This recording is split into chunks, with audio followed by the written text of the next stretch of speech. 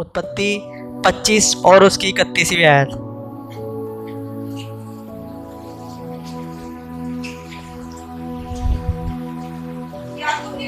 याकूब ने कहा, लिखा कि अपने पहलौठे का अधिकार कह रहा कि मेरे हाथ बेच दे। हालेलुया। आप लोगों को देख रहे होंगे तो शायद वो सफल हो रहे होंगे। आप उनके, मैंने पहले ही बताया, आप उनकी सफलता के बारे में बता रहे हैं। हालेलुया।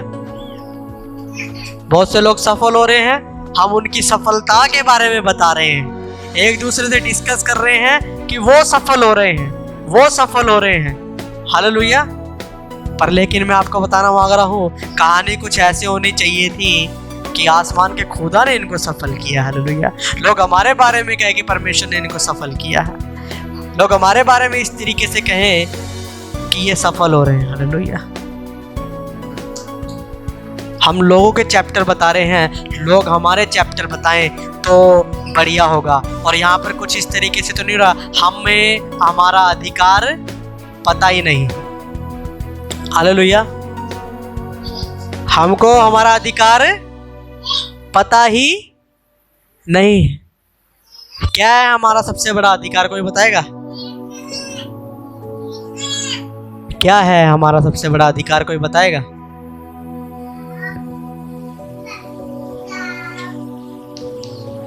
बताइए, हमारा सबसे बड़ा अधिकार क्या है, बताएगा कोई?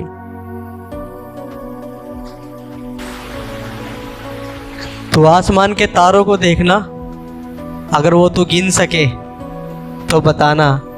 बालू के किनकों को गिन सके तो बताना। अब्राहम से कहा कि मैं तुझे इतना बढ़ाऊंगा, और हम वही हैं। हालेलुया। और खाली तुझे नहीं, बल्कि जो कोई तेरे साथ जुड़ा होगा, मैं तुझे भी बढ़ाऊंगा और उनको भी बढ़ाऊंगा। ये अधिकार सबसे बड़ा अधिकार है बाइबल के अंदर मेरे पास और आपके पास, कि परमेश्वर ने अगर मुझे बुलाया है, लिखा है कि उसने अब्राहम को बुलाया और बहुत बढ़ाने के लिए बुलाया। अगर परमेश्वर ने मुझे और आपको बुलाया है तो सफलता, एक बढ़ोतरी के लिए बुलाया। ये मेरा और आपका अधिकार है, और हम अपना अधिकार उसको इस्तेमाल नहीं कर रहे हैं। और आपको बताना चाहता हूँ, इस अधिकार को अगर आप पहचानेंगे नहीं, अगर आप इस अधिकार के अनुसार चलेंगे नहीं, अगर आप उन दुआओं के साथ अगर आप चलेंगे नहीं, तो आप सफल क्यों? क्योंकि आपको स्मरण नहीं है, आपको याद नहीं है कि आपके परमेश्वर आपको बुलाकर कहाँ से कहाँ लेकर जा सकता है। और यहाँ पर याकूब ने कहा, जी, अपने पहले होने का अधिकार मेरे हाथ बेच दे। हालेलुया। मेरे हाथ बेच दे। जी हाँ, देख यार, मैं तो अभी मरने पे हूँ। अब क्या करूँगा मैं सफल होके करूँगा भी क्या अब? हालेलुया।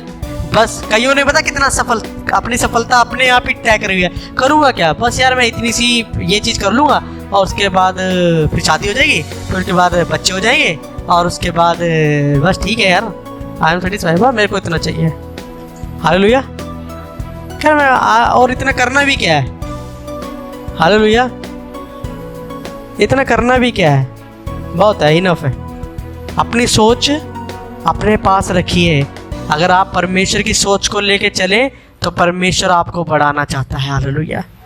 और बहुत आयत से बढ़ाना चाहता है, थोड़ा नहीं बढ़ाना चाहता है, बहुत आयत से आपको बढ़ाना चाहता है। और कई बार हम एसाव की तरह सोचते हैं कि चलो यार मरने तो वाले हैं, तो अब करें क्या? हालेलुया। जब लिखा है कि अब्राहम जब बहुत बूढ़ा हो गया, तब परमेश्वर ने उससे काम लिया। हालेलुया।